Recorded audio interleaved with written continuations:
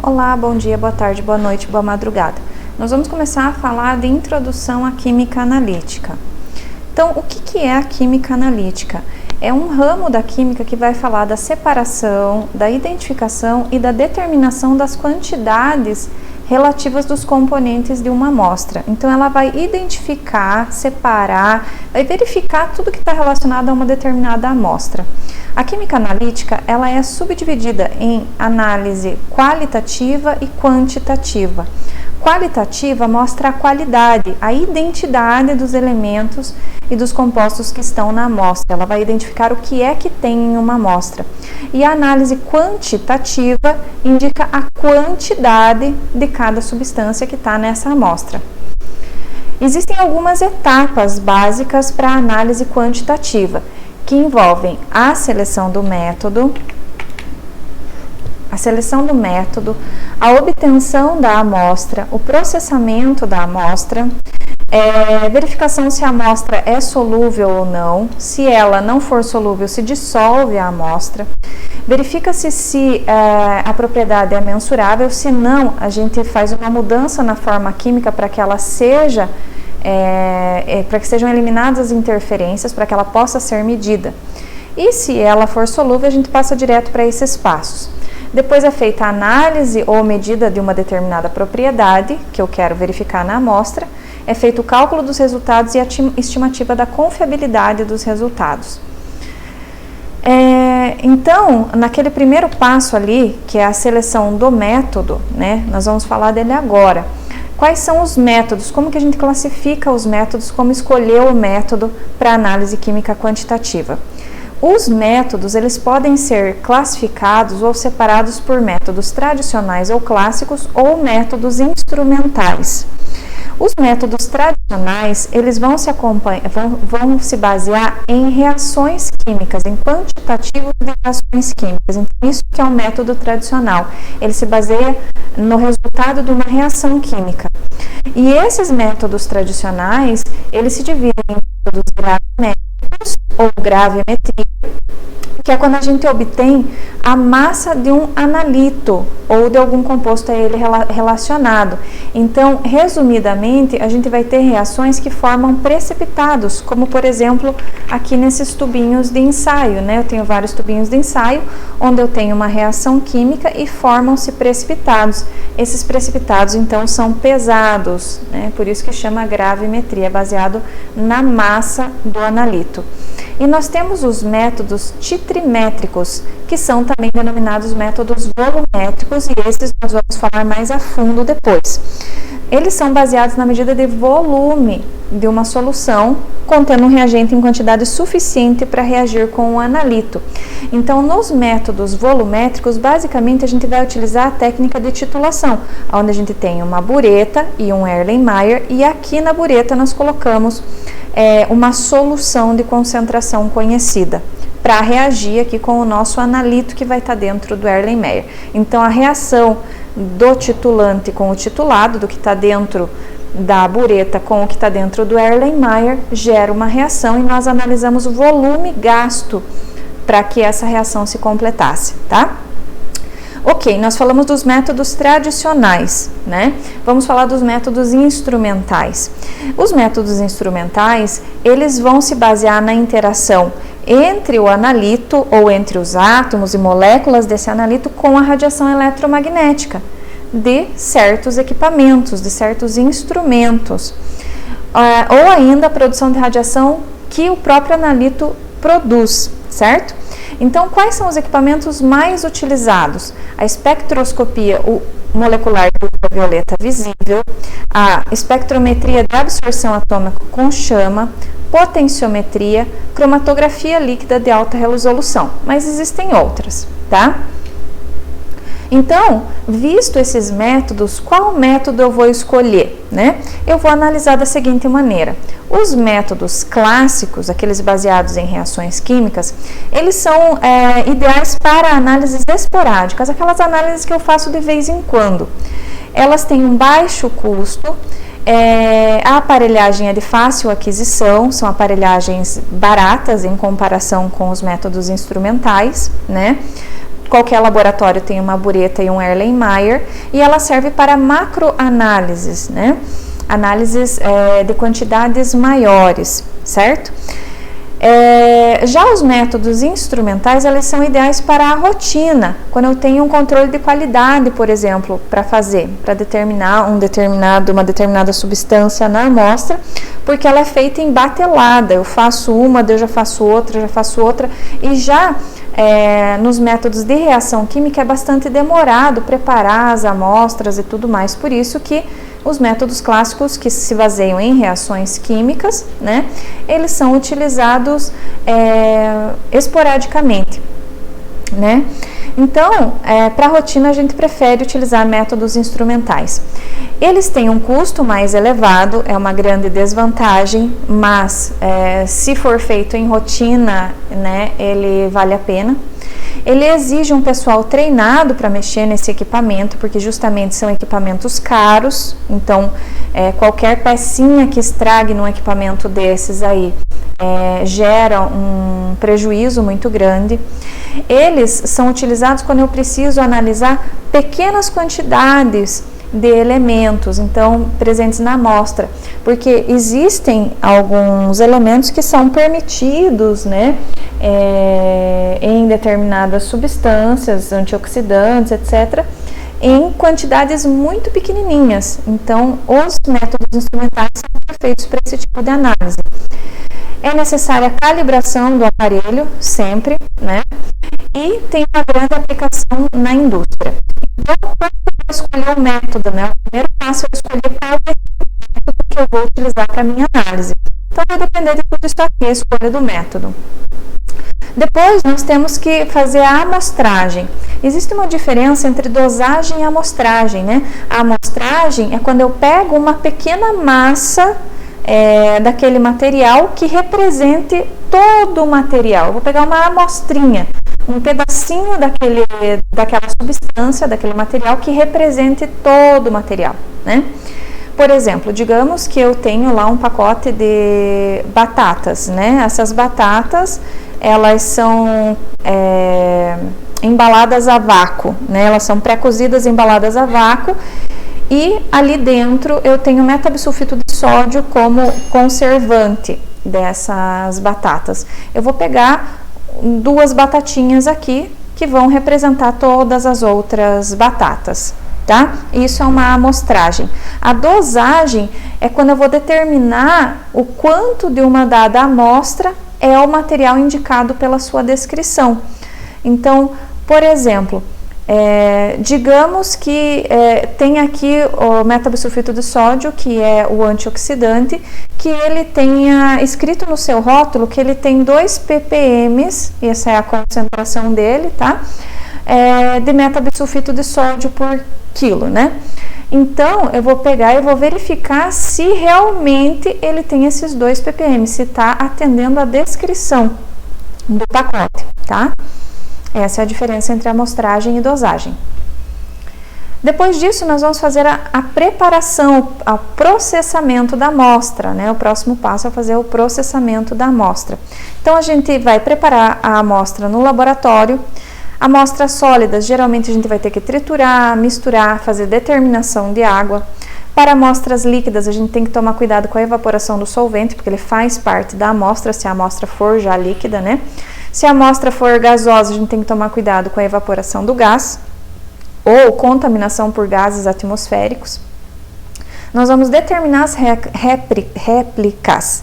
A réplica é a porção do material que possui o mesmo tamanho e são tratados por um procedimento analítico ao mesmo tempo e da mesma forma. Por exemplo, na minha amostra de batata, eu vou pegar 3 pacotes de batatas, eu vou fazer em triplicata, essa vai ser a minha réplica, uma triplicata. Tem o mesmo tamanho, né? Então eu vou pegar os 3 pacotes de batata e eu vou pegar 2 batatinhas de cada pacote, né? E eu vou fazer o mesmo procedimento, vou amassar as 3, vou evaporar o líquido daqui das 3, todas elas vão ter o mesmo procedimento, isso é a réplica, né? Preparo das soluções, né?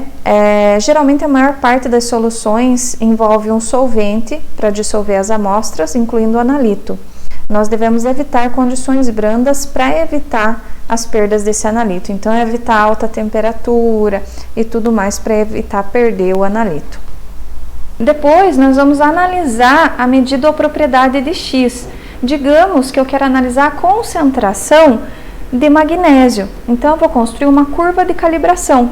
Eu vou pegar concentrações conhecidas de magnésio, soluções de concentração conhecida, e vou colocar lá, por exemplo, no equipamento, no espectrofotômetro de chama, uma concentração conhecida de 0,5 microgramas por ml, depois 10 microgramas por ml, depois 20 microgramas por ml, e vou ver, né? Vou colocar ali a concentração e vou ver quanto que o aparelho me deu de absorvância, por exemplo, de absorção de luz, de radioatividade.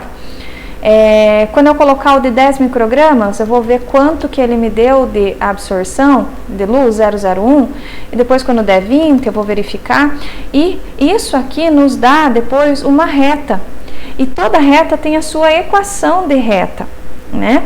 Dada a equação de reta, depois quando eu chegar com a minha amostra desconhecida de batata aqui, né, ele vai me dar a solução de batata, ele vai me dar aqui o quanto tem de absorção, digamos que cai aqui a concentração e uma certa absorvância, vai me dar aquela absorvância, e pela equação da reta eu sei que eu tenho, por exemplo, 15 microgramas por ml de magnésio naquela amostra, né? Então, para isso que serve uma curva de calibração. O cálculo dos resultados, em seguida, né, que pode ser feito no computador, baseado nos dados experimentais crus e na estequiometria da reação. Então, é mais ou menos isso que eu falei. Nós vamos analisar aqui a equação da reta, quanto que deu cada um, né, quanto que deu a concentração de magnésio em cada amostra, depois de ter feito a curva de calibração, jogando na equação de reta obtida, por exemplo, né? E por último, a avaliação dos resultados e estimativa de confiabilidade. Nós vamos ter que mostrar a medida das incertezas associadas ao resultado. Então, um bom trabalho, ele tem que nos dar o quanto esse resultado é verdadeiro, certo? Geralmente, nós utilizamos dados estatísticos, análises estatísticas, para comprovar. Por isso, também, nós fazemos as análises sempre, no mínimo, em triplicata, 3 vezes, 3 caixinhas de batata, para mostrar que realmente tem bastante magnésio ou tem pouco magnésio, que tem bastante metabisulfito de sódio ou pouco metabisulfito de sódio, que está dentro da concentração esperada ou não, né? Então, nós temos aí a análise dos resultados. Então, quando eu faço uma análise, eu tenho algumas dúvidas se aquela minha medida está realmente certa. Então, por exemplo, olha aqui, ó, 2,2405 mais ou menos 0,0001 gramas. Essa anotação mais ou menos expressa a incerteza de uma medida. Então, nesse exemplo, veja que eu tenho aqui 1, 2, 3, 4 casas depois da vírgula. E aqui eu tenho 1, 2, 3, 4 casas depois da vírgula. A incerteza, o que vem depois do mais ou menos, tem um número 1 na quarta casa depois da vírgula. Então, isso significa que o número obtido de 2,2405, ele tem uma incerteza nesse último número, que é o da quarta casa. É uma incerteza de 1. Então, esse 2,2405, ele pode ser 2,2406 ou 2,2404. Ele pode variar para mais do que 5 ou para menos do que 5. O último dígito, ele é incerto, né? Então, por exemplo, 1 grama de NaCl, de cloreto de sódio, medido em 3 balanças diferentes por 3 estudantes diferentes. Nós podemos ter alguns tipos de erros embutidos aí, né? O erro de equipamento, porque os equipamentos podem ter calibrações diferentes. Os estudantes estão utilizando balanças diferentes. Então, já não estou utilizando o mesmo equipamento. Estou embutindo um erro aí, que é o erro do equipamento. E o erro humano também. Os alunos podem colocar grãos a mais ou a menos. Então, veja bem, diferentes pessoas, diferentes manipuladores, têm um grau mais acurado ou não para fazer essas medidas, né? Então, tem aluno que tem mais jeito, tem aluno que tem menos jeito, né, com as medidas. Então, se eu pego um aluno que é muito delicado para fazer a medida e depois eu pego um aluno que é muito grosseiro, então eu vou estar embutindo ali um erro humano. Digamos que o valor correto a ser pesado pelos alunos fosse 1,000 gramas. E nós deveríamos expressar com 4 algarismos significativos isso daqui. O aluno 1, ele pesou 1,001 gramas. O aluno 2 pesou 1,002 e o aluno 3 pesou 1,003 gramas. A balança, vem escrito nela que ela tem uma precisão de mais ou menos 0,001 gramas, né? Lembrando que esse valor mais ou menos expressa a incerteza na medida, né? Então, nós não podemos dizer aqui o aluno que está certo. Veja bem, aqui deu a incerteza na medida, está na terceira casa. Esse aluno aqui, ó, primeira, segunda, terceira casa. Esse aluno aqui, pode ser que ele tenha pesado 1,00, porque ele tem uma incerteza nessa última casa aqui, de 0,001, a última casa. Pode ser também que ele tenha pesado 1,002, né? Porque é de mais ou menos 0,001. Esse aluno aqui pode ser que ele tenha pesado 1,001 ou 1,003, menos, né, do que 1 ou mais do que 0,001. Esse aluno 3 pode ser que ele tenha pesado 1,002 ou 1,004, ou seja, para mais 0,001 ou para menos 0,001. E aí, nós temos a definição de precisão e exatidão. É o seguinte, medidas que estão próximas de um valor correto são exatas.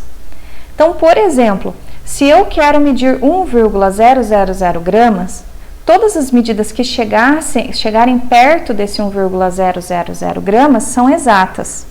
Medidas que estão próximas entre si são precisas. Então, por exemplo, aqui a gente tem os dardos, né, para exemplificar. Digamos que o aluno 1 pesou 1,000 gramas, o aluno 2 pesou 1,001 e o aluno 3 pesou 1,002. Eles queriam pesar 1,000 gramas, né? Então, as medidas foram exatas, porque elas chegaram perto do que eu queria, e também foram precisas, porque elas ficaram próximas entre si. Agora, digamos que o aluno 1 tenha pesado 3,001, o aluno 2 3,002 e o aluno 3 3,003.